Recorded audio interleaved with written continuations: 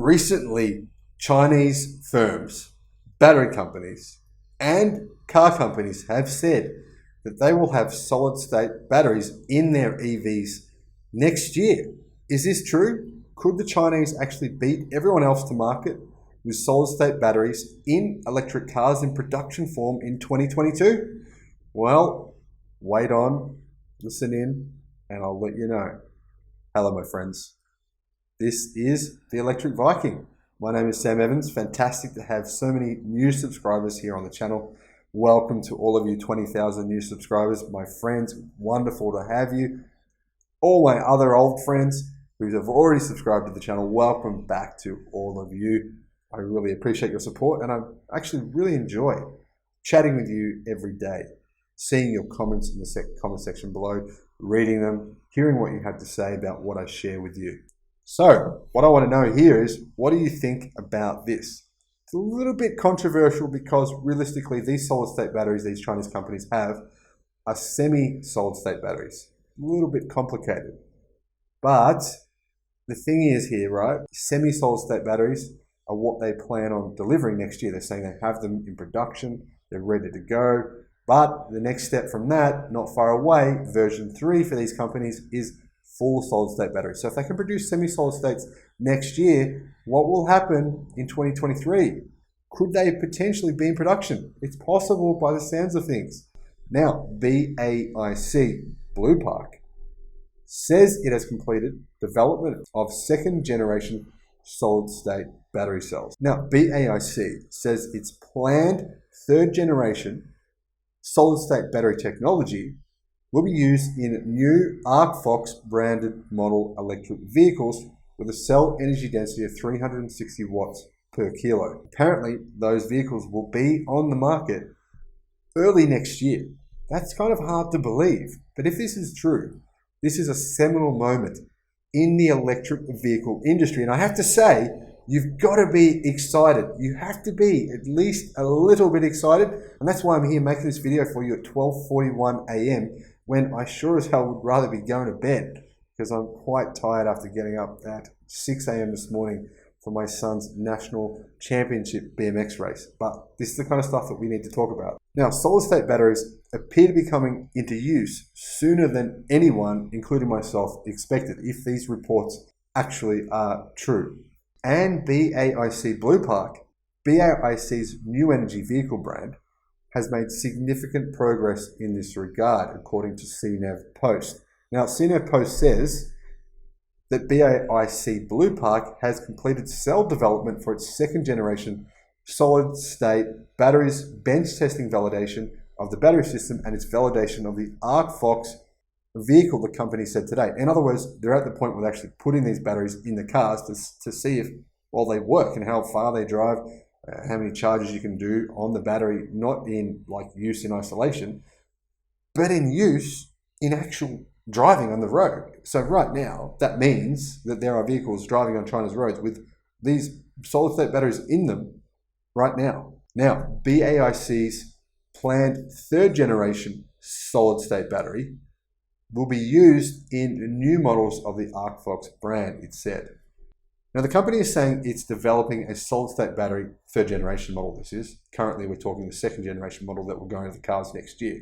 So this third generation model will apparently be impervious to fire. They're saying it won't catch fire. It has a cell energy density of 360 watts per kilo and is currently being developed. Now, this information was revealed in response to an investor's question within the last few days in China. Now, what about Nio? You probably heard that Nio is saying they're going to be using semi-solid state batteries, but Nio never disclosed who they're getting the batteries from. Well, apparently the upcoming Nio ET7 will complete its semi-solid state battery installation, while BAIC's all-electric prototype will be equipped with Qingtao Energy Development's solid state battery system, which last year completed commissioning. Now, at the Nio Day in 2020, which was on January the 9th this year, Nio unveiled its flagship ET7, and it said the model will be offered with a version equipped with solid-state batteries in the near future, giving it an NEDC range of 1,000 kilometers, which, well, sounds incredible, right? Amazing. Solid-state batteries, 1,000 kilometers, it's like the holy grail. I have to say I was very skeptical of these claims. But I've got to say now, I'm starting to think maybe I was wrong. Now, Nio's move put solid-state batteries in the spotlight of the electric vehicle industry, though the aggressive goal was once met with skepticism from people such as me. And given that solid-state battery technology has not yet begun commercial mass production, I think that was fairly well-founded, reasonable skepticism. Now, William Li, Nio's founder, chairman, and CEO, clarified in an interview after Nio Day that Nio's ET7 solid-state battery is more accurately described as semi-solid-state battery technology. Now, although there was much speculation about Nio's semi-solid-state battery supplier who was actually going to provide them with the batteries, right? No one knew.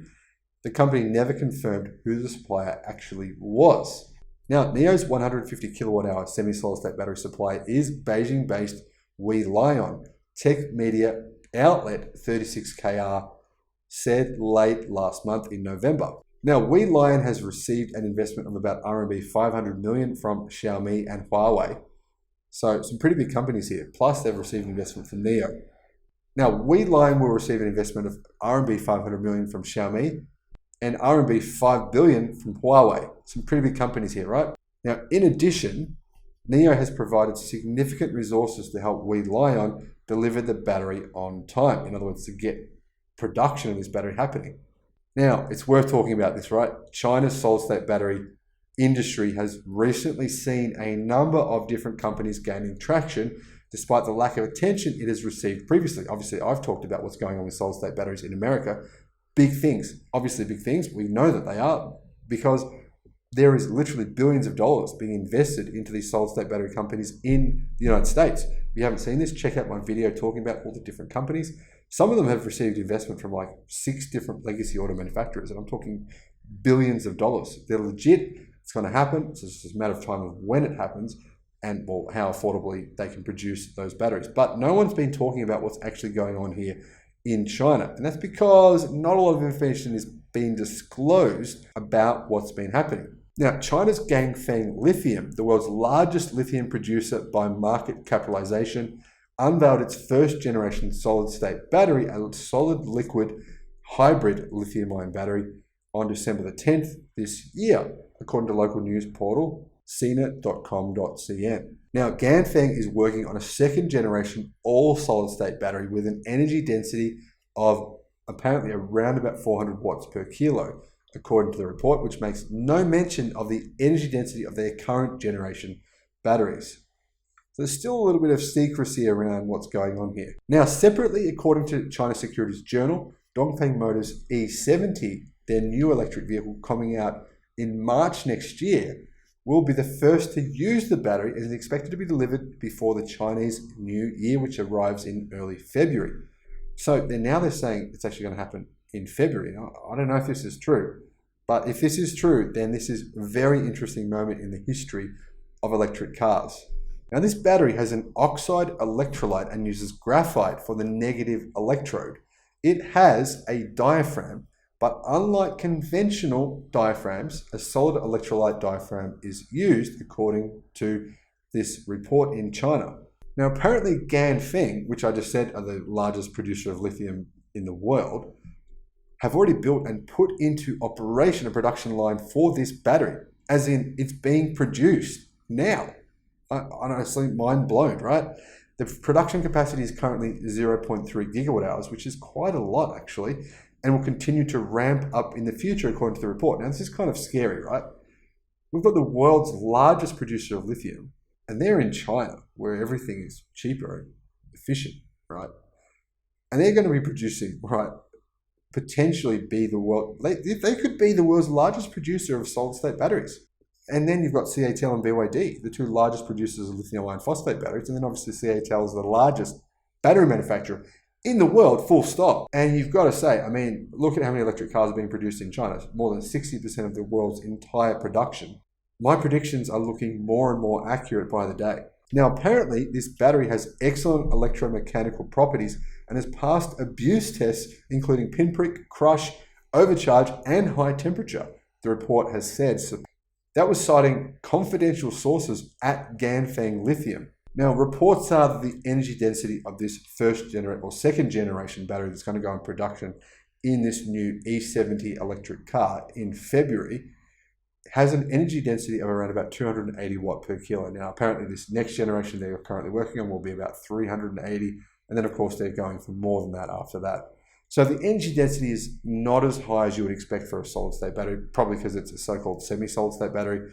But of course, this is a very interesting moment in history. Let me know what you think in the comment section below. Is this scary? Is this good? What do you think? Let me know. I'll see you again on the next one. Bye-bye.